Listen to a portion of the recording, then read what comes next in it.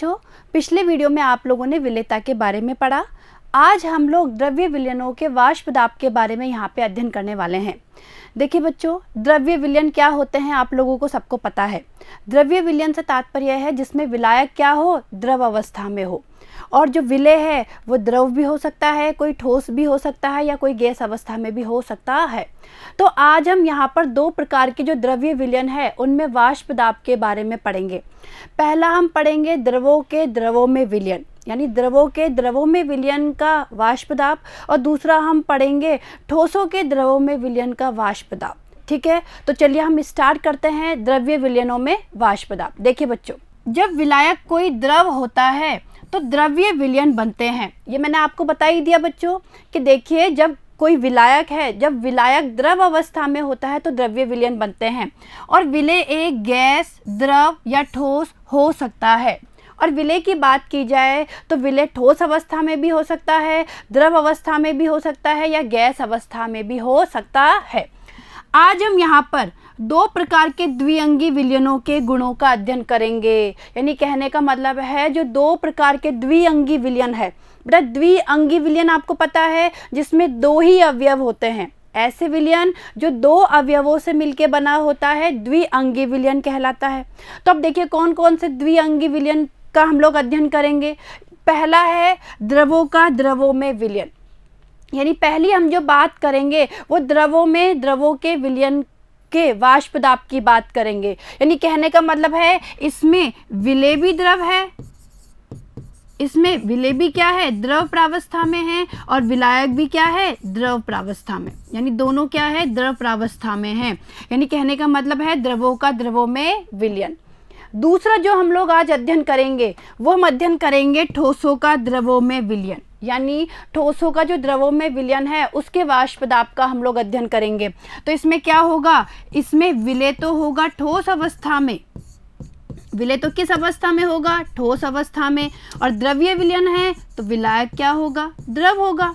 यानी विलायक किस अवस्था में होगा, द्रव अवस्था में हमारा क्या होगा, विलायक होगा। तो चलिए हम लोग स्टार्ट करते हैं इनके बारे में। सबसे पहले पहला ले लेते हैं द्रवों का द्रवों में विलयन। देखिए बच्चों, ध्यान दीजिएगा, हम बात कर रहे हैं द्रव द्रव विलयनों के वाष्प दाब के बारे में। देखिए बच्चों, आप लोगों को पता है कि जो द्रव होते हैं उनमें वाष्पशील अवस्था में परिवर्तित होने की प्रवृत्ति पाई जाती है। यानी जब भी द्रवों को गर्म किया जाता है वो वाष्प में बदलने की प्रकृति रखते हैं, या वाष्प में वो क्या हो जाते हैं, बदल जाते हैं। हम लोग बात कर रहे हैं यहाँ पे द्रव द्रव विलयनों के बारे में। यानी जब विलेय भी द्रव अवस्था में है, विलायक भी द्रव अवस्था में है, उस समय हम वाष्प दाब के बारे में यहाँ पे अध्ययन करने वाले हैं। तो देखिए बच्चों, सबसे पहले हम ये समझ लेते हैं कि वाष्प दाब होता क्या है। भाई सबसे पहले वाष्प दाब के बारे में हमें पता होना चाहिए, हम उसके बारे में अध्ययन तो फिर करेंगे ना कि वाष्प दाब होता क्या है, ये तो पता लगे।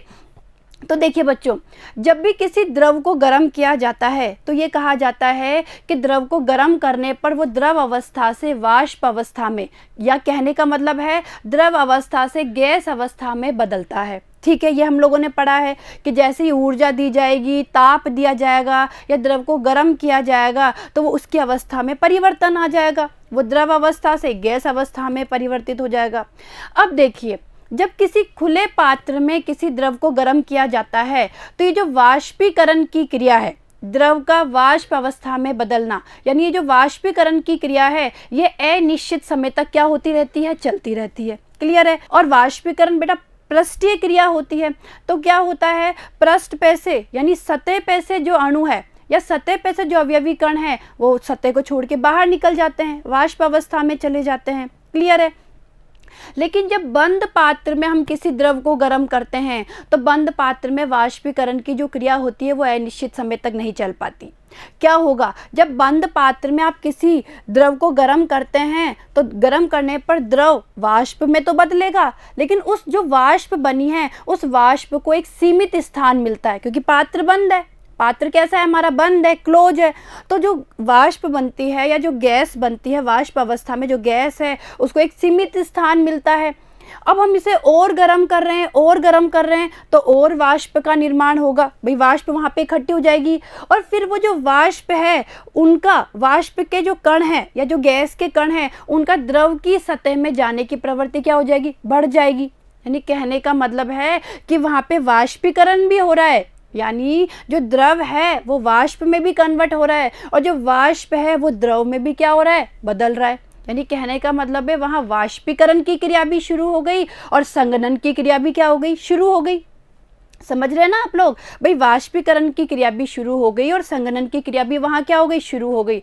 और कुछ समय पश्चात क्या होता है, वाष्पीकरण और संघनन की जो क्रिया है उनके बीच में साम्यावस्था स्थापित हो जाती है। यानी कहने का मतलब है वाष्पन की दर और संघनन की दर जो होती है उनके बीच में एक साम्यावस्था स्थापित हो जाती है और इस साम्य पर जो वाष्प है या जो गैस के अवयव है, गैस के कण हैं, उनका द्रव प्रावस्था पर डाला गया दाब ही वाष्प दाब कहलाता है। देखिए बच्चों, वापस सुनिए, जब बंद पात्र में हम लोग द्रव को गर्म कर रहे हैं तो ये जो साम्यावस्था आएगी, इस साम्यावस्था पर गैस के अवयवी कणों के द्वारा जो द्रव है उसकी सतह पर डाले गए दाब को ही हम क्या बोलते हैं, वाष्प दाब बोलते हैं। क्लियर है? तो वाष्प दाब तो आपको समझ में आ गया। अब हम हमारे पॉइंट पर आते हैं। हम लोग बात कर रहे हैं द्रव द्रव विलयनों के बारे में। अब देखिए बच्चों, जब द्रव द्रव विलयनों को गर्म किया जाएगा तो यहाँ पे विलेय भी द्रव अवस्था में है, विलायक भी द्रव अवस्था में है, तो यानी गर्म करने पर जो वाष्प बनेगी वो दोनों की वाष्प बनेगी। क्लियर है? यानी उसमें विलेय के अवयवी कण भी होंगे। भाई जो वाष्प अवस्था में जो गैस अवस्था बनी उसमें विलेय के अवयवी कण भी होंगे और उसमें विलायक के भी क्या होंगे, अवयवी कण होंगे। क्लियर है? ये चीज़ आपको समझ में आ गई कि वहाँ पे दोनों के क्या होंगे, अवयवी कण होंगे। अब क्या होगा, अब जो गैस की सतह पर जो वाष्प दाब डाला जा रहा है, अब क्या होगा, अब जो द्रव की सतह पर जो वाष्प दाब डाला जा रहा है, जो गैस के अवयवी कणों के द्वारा जो द्रव की सतह पर वाष्प दाब डाला जा रहा है वो दोनों पे निर्भर करेगा। भाई वो विलेय पे भी निर्भर करेगा और वो विलायक पे भी निर्भर करेगा। क्यों भाई? क्योंकि जो गैस बनी है, जो वाष्प बनी है, उसमें विलेय के भी अवयव है। भाई विलेय भी तो गैस में परिवर्तित हुआ है और उसमें विलायक के भी क्या है, अवयवी कण है, क्योंकि विलायक भी किस में परिवर्तित हुआ है, गैस प्रावस्था में।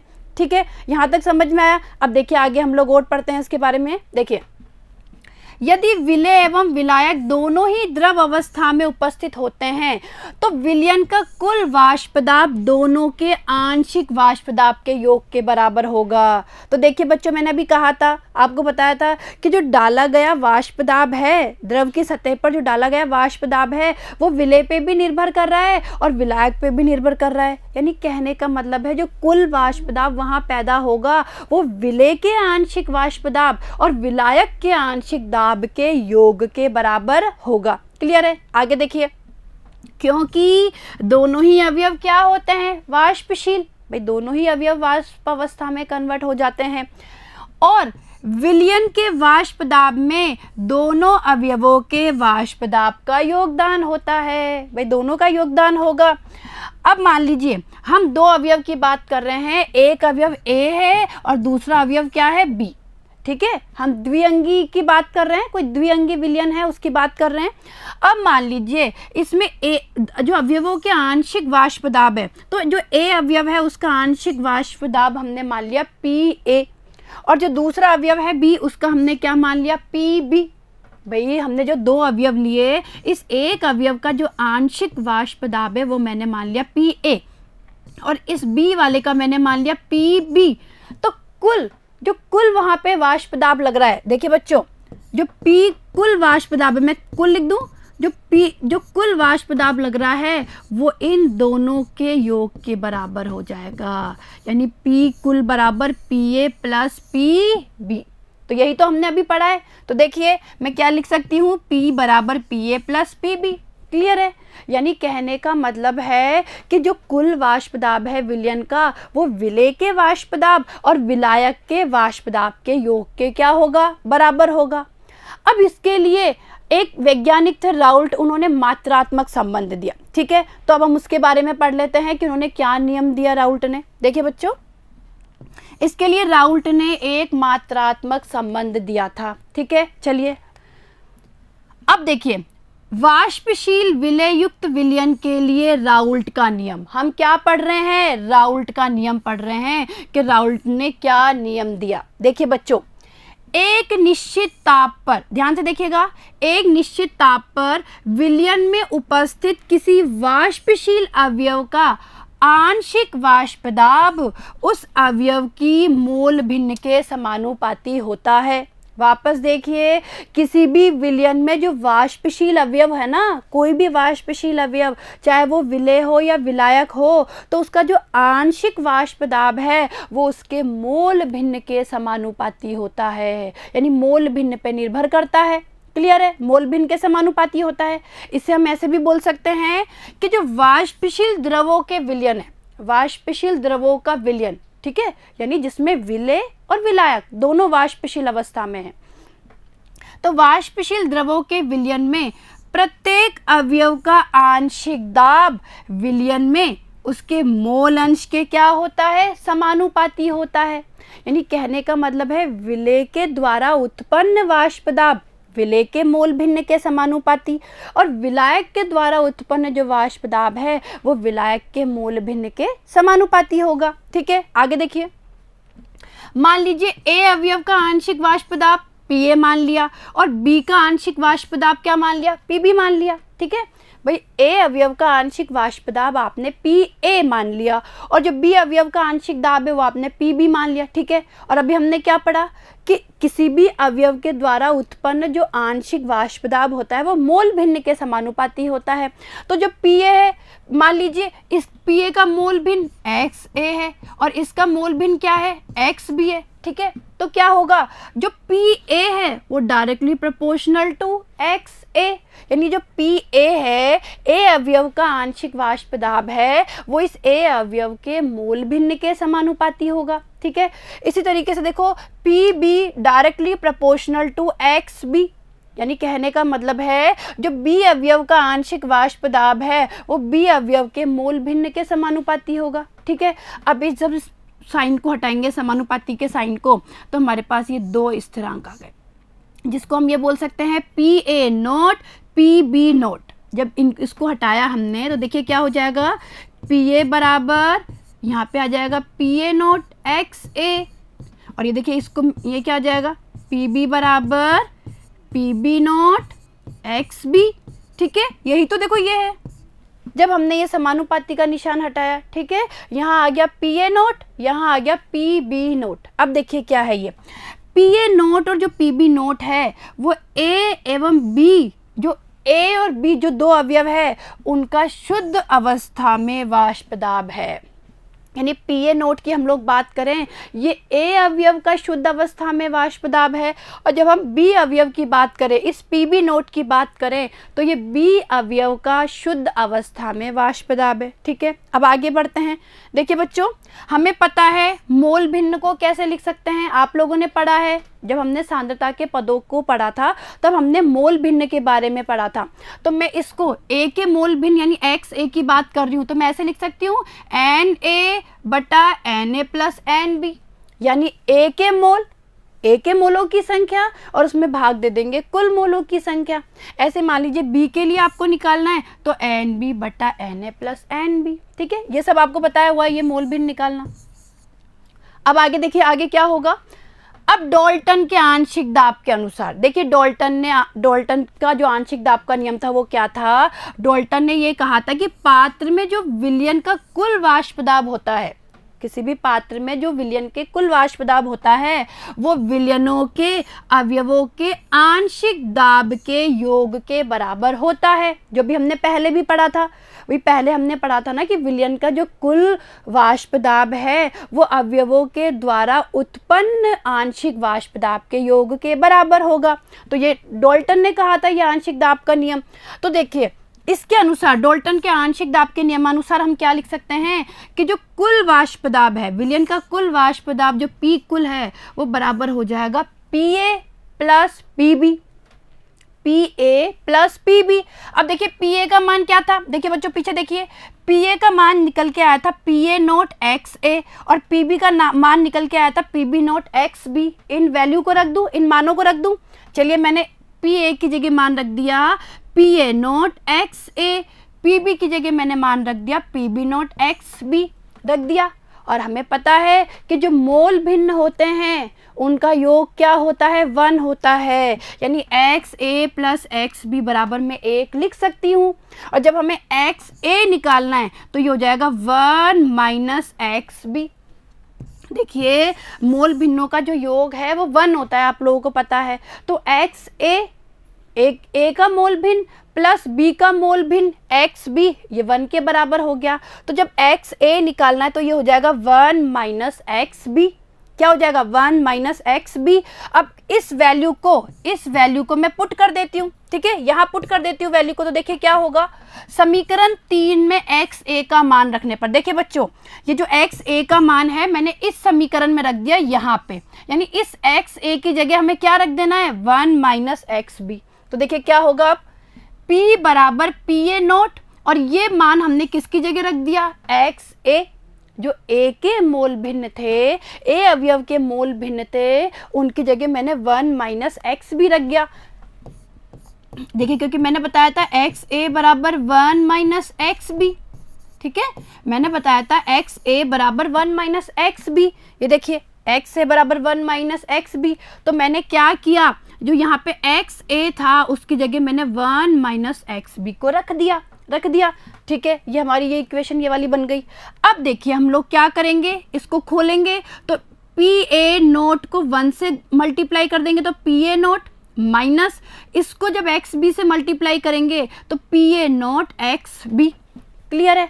अब देखिए इन दोनों में, इसमें भी XB है, इसमें भी XB है, हमने XB को कॉमन ले लिया तो हमारा क्या आ जाएगा, PB note minus PA note. देखिए बच्चों इसको हम इधर देखिए, इधर समझिए इसको कैसे करेंगे। मैं इसको ऐसे भी लिख सकती हूँ, P बराबर PA नोट, प्लस वाले को पहले लिख देती हूँ, प्लस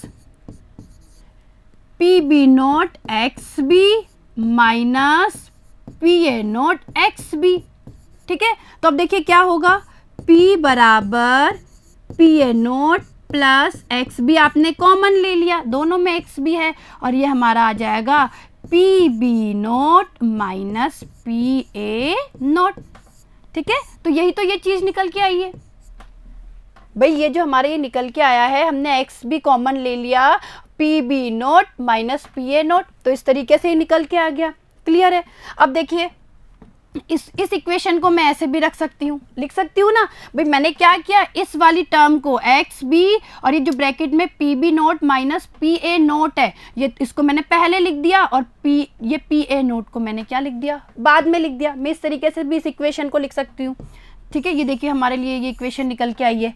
अब मान लीजिए P को, जो हम इसकी बात कर रहे हैं, P की बात कर रहे हैं, या जो कुल वाष्प दाब की बात कर रहे हैं, इसको अगर XA और XB यानी A के मोल भिन्न और B के मोल भिन्न के विरुद्ध अगर हम आलेखित करते हैं, ग्राफ लेते हैं, हम लोग इनका आलेख लेते हैं, तो हमें क्या प्राप्त होती है, हमें एक सीधी रेखा प्राप्त होती है। तो देखिए बच्चों ग्राफ को ध्यान से देखिए, क्या है ग्राफ। एक्स एक्सिस पे तो हम लोगों ने क्या ले लिया, मोल अंश को ले लिया, और वाई एक्सिस पे हम लोग बात कर रहे हैं वाष्प दाब की, वाष्प दाब को ले लिया, ठीक है। देखिए इस ग्राफ को, जब XA बराबर 1 है, जब XA बराबर क्या है, 1 है, तो हमारा देखिए कहाँ पर आएगा बिंदु, PA नोट यहाँ पर आता है, ठीक है।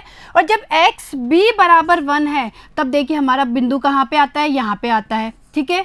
तो ये जो PA नोट है, ये PA नोट क्या है, जो A अवयव है उसका शुद्ध अवस्था में वाष्प दाब है, और जो ये PB नोट है ये क्या है, B अवयव का शुद्ध अवस्था में क्या है, वाष्प दाब है। क्लियर है, ये चीज़ आपको समझ में आई होगी। अब देखिए आप लोग ध्यान से देखेंगे तो ये एक रेखीय आरेख है। कैसा आरेख है, ये एक रेखीय आरेख है। देखिए जो ये वाला जो आरेख है, ये जो, इसको मैं फर्स्ट नाम दे देती हूँ, इसको सेकंड नाम दे देती हूँ, और ये जो वाला आरेख है इसको मैं थर्ड नाम दे देती हूँ, ठीक है। तो ये जो फर्स्ट और सेकंड जो आपको जो आरेख बताया हुआ है, ये आपको किसके बारे में बता रहा है, आंशिक दाबों के बारे में बता रहा है, यानी A अवयव और B अवयव के आंशिक दाबों के बारे में बता रहा है। जबकि जो ये तीसरा आपको जो ये ग्राफ दिखाई दे रहा है, ये कुल दाब के बारे में बता रहा है कि कुल दाब कितना होता है। और आप लोगों को पता है कि जो कुल दाब है, जो कुल वाष्प दाब है, वो PA प्लस PB के क्या होता है, बराबर होता है। क्लियर है बच्चों। अब देखिए यह रेखीय आरेख है, कैसा आरेख है ये? रेखीय आरेख है। जब XA बराबर 1 होता है, बिंदु कहाँ आता है? PA नोड पर। ये मैं आपको भी बता चुकी हूँ कि जब XA बराबर 1 है तो हमारा बिंदु आया यहाँ पर। जब XB बराबर 1 है तो बिंदु आता है PB नोड पर। ठीक है, आगे देखिए, जो P कुल है, P कुल का न्यूनतम मान PA नोट है तथा अधिकतम मान क्या है? PB नोट है। देखिए बच्चों, ध्यान से देखिए इस ग्राफ को। अगर आप ध्यान से देखेंगे तो जो X, हम लोग A अवयव की बात कर रहे हैं, जो A अवयव है उसका देखिए ये रहा शुद्ध अवस्था में वाष्प दाब, और B अवयव की बात कर रहे हैं तो उसका देखिए शुद्ध अवस्था में ये है वाष्प दाब। यानी अगर आप ध्यान से देखेंगे तो आप ये कहेंगे कि जो PB नोट है, जो B अवयव का शुद्ध अवस्था में जो वाष्प दाब है, वो A अवयव के शुद्ध अवस्था में वाष्प दाब से क्या है? ज़्यादा है। अरे भाई ध्यान से देखिए, PA नोट का मान कम है और PB नोट का मान क्या है? ज़्यादा है। यानी हम ये कह सकते हैं कि ये तो वाष्प दाब का न्यूनतम मान है और ये वाष्प दाब का क्या है? अधिकतम मान। ठीक है, देखिए P कुल का न्यूनतम मान PA नोट है तथा अधिकतम मान PB नोट है। अतः यहाँ घटक A घटक B की तुलना में क्या है? कम वाष्पशील है। तो देखिए बेटा ग्राफ देखिए, भाई PA नोट कम है और PB नोट ज़्यादा है, तो इसका कारण क्या हुआ? इसका कारण ये है कि जो A अवयव है, जो A अवयव है वो कम वाष्पशील होता है। कैसा होता है? कम वाष्पशील। इसका मतलब है A अवयव हमारा कम वाष्पशील है। ठीक है, आगे देखिए, यानी हम क्या बोल सकते हैं? PB नोट किससे ज़्यादा है? PA नोट से ज़्यादा है। ये मैंने अभी आपको समझा दिया है।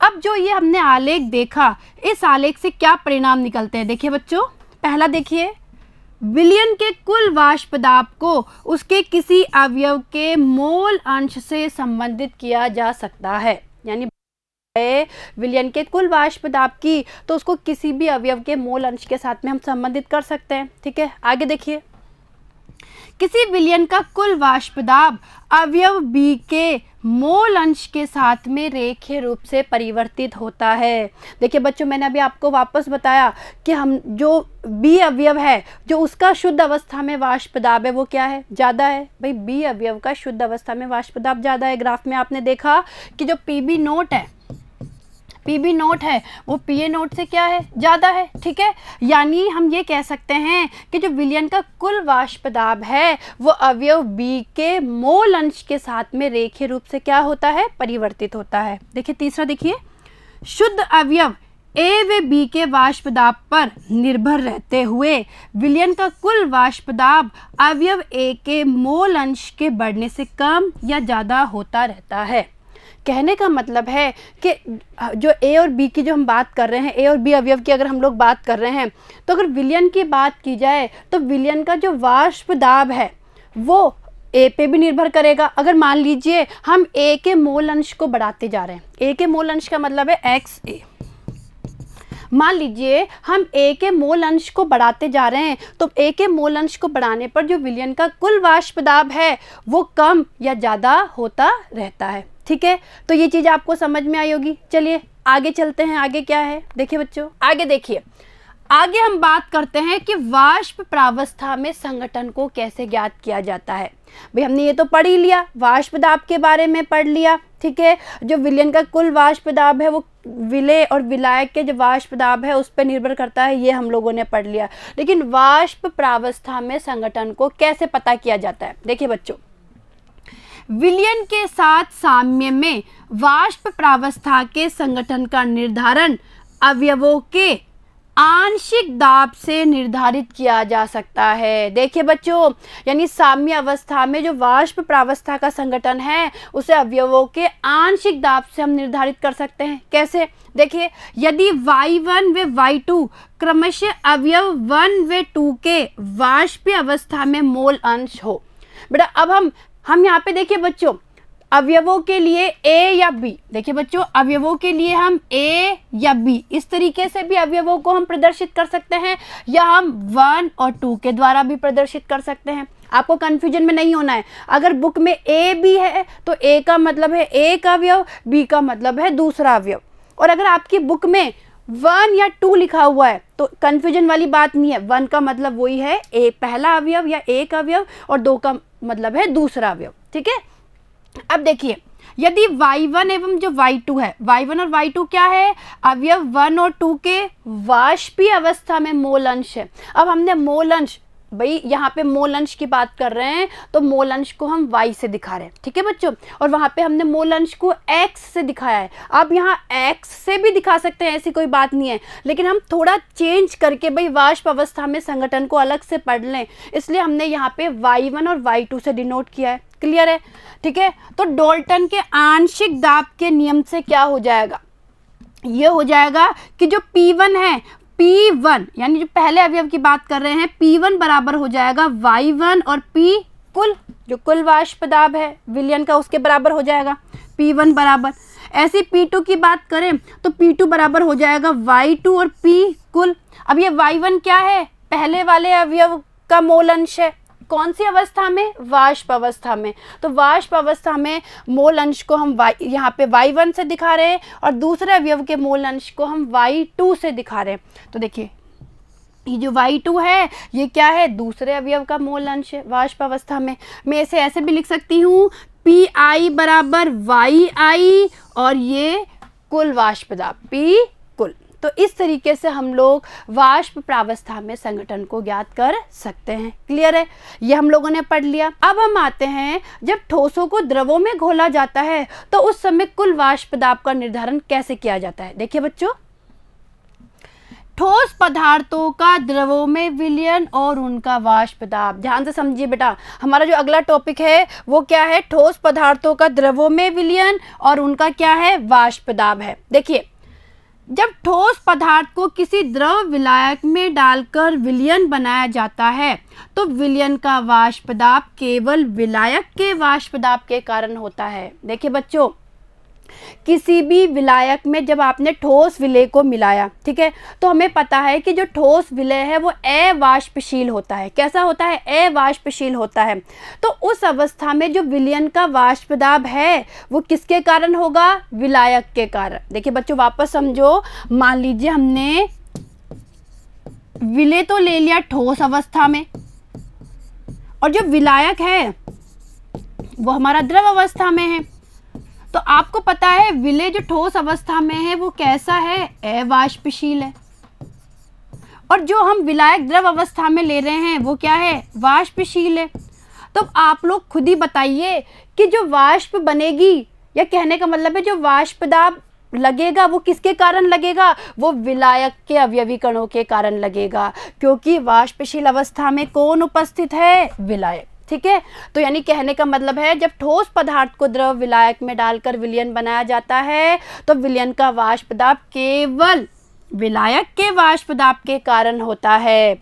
दिए गए ताप पर विलयन का यह वाष्प दाब शुद्ध विलायक के वाष्प दाब से कम होता है। देखिए ये चीज़ यहाँ पे नोटिस करने की है कि किसी भी ताप पर अगर हम बात करें तो ये जो वाष्प दाब होगा, विलयन का जो ये वाष्प दाब होगा, ये शुद्ध विलायक के वाष्प दाब से बेटा कम होता है, और इसे वाष्प दाब में अवनमन भी कहा जाता है, जिससे हम आगे पढ़ेंगे, आगे के वीडियोज में हम लोग इसे पढ़ेंगे। इसे वाष्प दाब में आपेक्षिक अवनमन भी कहा जाता है। ठीक है, तो देखिए बच्चों, इस चीज़ को आप एक बार चित्र के माध्यम से समझ लीजिए। मान लीजिए ये कोई बंद निकाय है या बंद पात्र है। क्लियर है, अब बंद पात्र में हम लोगों ने एक बार ले लिया शुद्ध विलायक। अब इस शुद्ध विलायक को जब आप गर्म करेंगे तो ये जो शुद्ध विलायक जो द्रव अवस्था में है वो गैस अवस्था में बदलेगा, वाष्प में बदलेगा। तो देखिए जो जितने भी ये वाष्प में कण हैं या जो अवयवी कण हैं ये सब क्या होंगे, ये किसके होंगे, विलायक के। यानी ये प्रत्येक कण किसके हैं, विलायक के। ठीक है, लेकिन अगर हम बात करें किसी विलयन की और विलयन में ऐसा विलय डाला है, विलयन में ऐसा विलय डाला है जो अवाष्पशील है, तो आप लोगों को पता है पहली बात तो जो सतह होगी, सतह पर विलय के अवयवी कण भी होंगे और विलायक के अवयवी कण होंगे, दोनों के होंगे। अब जब आप इस विलयन को गर्म करेंगे, ठीक है, तो विलयन को जब आप गर्म करेंगे वाष्पीकरण होगा। अब बेटा हम लोगों को पता है कि वाष्पीकरण जो होती है वो एक सतही क्रिया होती है या पृष्ठीय क्रिया होती है। पृष्ठ से जो अवयव है, जो अवयवी कण है वो वाष्प अवस्था में बदलते हैं। अब देखिए यहाँ आप इस सतह को ध्यान से देखिए, इस सतह पर आप देखेंगे तो ये जो बैंगनी कलर के आपको जो दिख रहे हैं अवयवी कण, ये किसके हैं, विलायक के। जो ये ग्रीन ग्रीन से अवयवी कण दिख रहे हैं ये किसके हैं? विलेय के। यानी कहने का मतलब है सतह पर दोनों के अवयवी कण है, विलेय के भी है, विलायक के भी है। और अब इसको गर्म करने पर जो ये वाष्प बनेगी वो ओनली किसकी बनेगी? विलायक की ही तो बनेगी। बनेगी नहीं बनेगी? विलायक की ही बनेगी। और आपको पता है कि यहाँ सतह पर विलायक के कण क्या है? कम है। यानी बनने वाली वाष्प भी क्या हो गई हमारी? कम हो गई। ये भाई यहाँ पे जो अवयवी कण है वो भी क्या हो गए? कम हो गए। और केवल जो वाष्प बनेगी वो विलायक की ही बनेगी, विलायक के अवयवी कणों से ही बनेगी, क्योंकि विलायक वाष्पशील अवस्था में है और विलेय अवाष्पशील अवस्था में। ठीक है, तो इस चित्र से आपको ये चीज समझ में आई होगी। आगे देखिए, विलयन की सतह पर विलेय व विलायक दोनों के अणु उपस्थित रहते हैं। ध्यान से देखिए बच्चों, क्या होता है? विलयन की सतह पर विलेय व विलायक दोनों के अणु है, अतः सतह का विलायक के अणुओं से घिरा हुआ भाग क्या हो गया? कम हो गया। यानी शुद्ध अवस्था में सतह पर विलायक के कण ज़्यादा होते हैं, जबकि विलयन की बात की जाए तो विलयन में जो सतह है उस पर विलेय के कण भी होंगे और विलायक के भी होंगे। तो जिससे सतह छोड़कर जाने वाले विलायक अणुओं की संख्या क्या हो जाती है? घट जाती है। अरे देखिए बच्चों, इस डायग्राम से मैंने आपको समझाया ना भाई, सतह को छोड़कर वाष्प अवस्था में जाने वाले विलायक कणों की संख्या क्या हो गई? कम हो गई। क्लियर है? आगे देखिए, और विलायक का वाष्प दाब भी क्या हो जाता है? कम हो जाता है। अरे जब वाष्प ही कम बनी तो वाष्प दाब भी कम हो जाएगा। ठीक है, तो आगे देखिए, अब हम इस पर भी राउल्ट का नियम लगाते हैं कि जब हम लोग अवाष्पशील विलेय को विलायक में डाल रहे हैं तो उस समय राउल्ट का नियम किस तरीके से यहाँ पे काम करेगा। देखिए बच्चों, किसी विलयन के प्रत्येक वाष्पशील अवयव का आंशिक वाष्प दाब मोल अंश के समानुपाती होता है। हमें पता है, हमने पहले पढ़ लिया।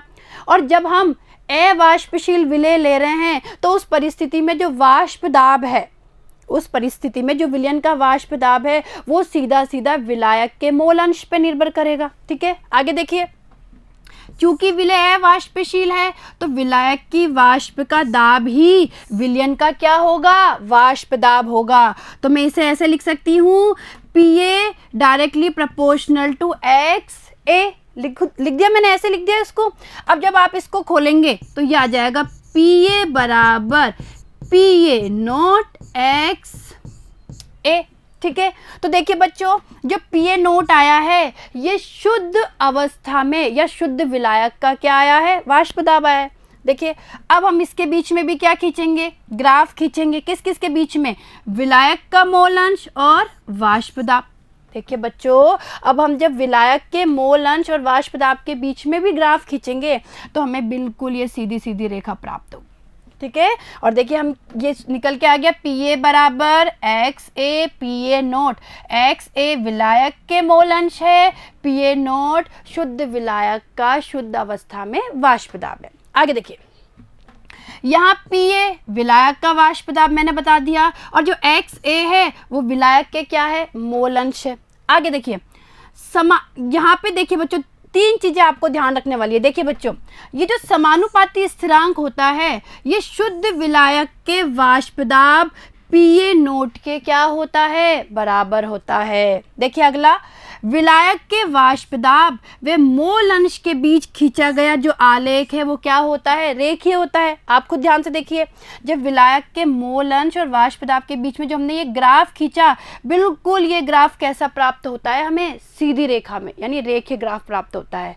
और देखिए, यदि विलयन प्रत्येक ताप पर राउल्ट के नियम का पालन करता है, तो देखिए यदि विलयन राउल्ट के नियम का पालन करता है तो ये प्राप्त होने वाली जो सरल रेखा है वो कहाँ से प्रारंभ होती है? शून्य से। देखिए बच्चों, ये कहाँ से प्रारंभ हो रही है? शून्य से प्रारंभ होती है, तथा शुद्ध विलायक के वाष्प दाब PA नोट तक बढ़ती है। देखिए इसको, अगर हम जिस विलयन की बात कर रहे हैं वो राउल्ट के नियम का पालन करता है तो ग्राफ सीधी रेखा तो आएगा ही, और शून्य से स्टार्ट होगा और कहाँ तक जाएगा? शुद्ध विलायक के वाष्प दाब तक, यानी PA नोट तक ये ग्राफ जाता है। ठीक है, तो ये चीज़ आपको समझ में आई होगी।